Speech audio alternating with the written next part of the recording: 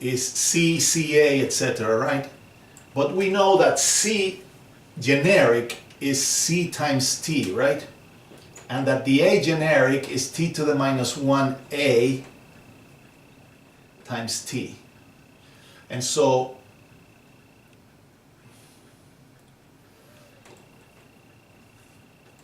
the first one is just CD and the generic one is times T, right? So here you see that these two things cancel out and we get CD times AD times T. And if you did the square, you would find that it is CD AD squared times T, etc. Therefore, the observability block is not unique. The observability block is equal to some sort of observability block reference, whatever you want to call that one to be, multiplied times some arbitrary matrix T.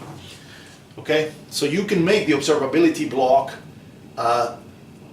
change by just simply multiplying, changing the basis, T.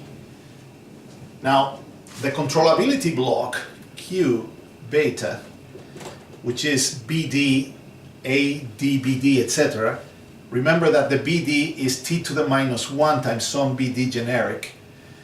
And so this is again T to the minus 1 times some BD generic multiplied times A, oops, no, I made an error, the A goes at the beginning.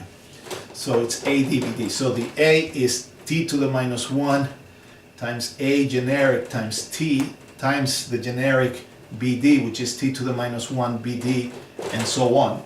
And so you see that these two cancel. And so the controllability block is really the inverse of T times the times some reference controllability block that you may want.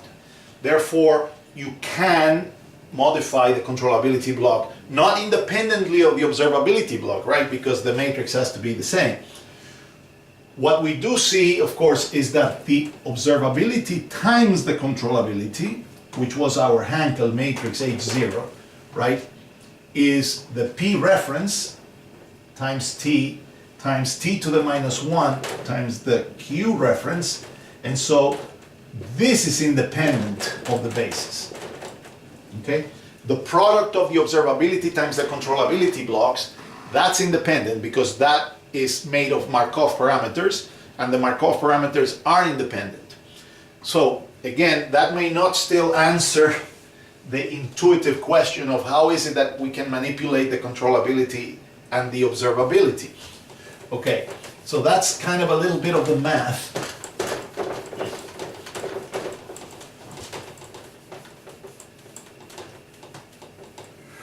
Now, what I can say to offer you on that is that you might see this beam and you say, well, here is the center of the beam. If I have a, actuator here,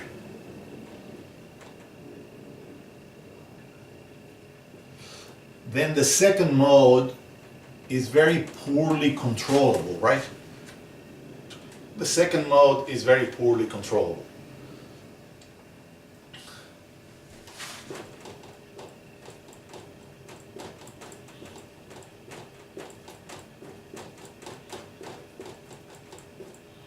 In other words, it takes a lot of energy to reach that, right, as we've seen. Now, what happens is that by rearranging, when we do the identification and we put the sigmas on either side, it's not that we change the fact that this mode is poorly controllable, because that is just a fact. What happens is that this mode is not really in the basis of the identification. We are using combinations of things, okay? So we have something that you cannot think in terms of our identification has first and then second and so on. Our modes, if you like, which are the shapes of the, how should I say, not the shapes, the states that we are obtaining from the identification are not these physical modes that we're thinking of, but combinations of the states that you are physically thinking of. And so there is no such thing as the second alone. Everything is being mixed, and in that sense, we have a mix in which each one of the states is equally observable and controllable when we separate the E1s and the E2s. Now, equally in the balance realization. So let's see, what can I say at this point that I haven't said with regards to the ID basic part? We haven't dealt with any noise, we haven't done anything beyond the purely perfectly theoretical cases, but that is really the essence of the stuff. So I think I'll stop here, and then I'll try to prepare something on the form of an example, and maybe I can film the example for you and treat that as a second, in a second sort of file. Okay, so.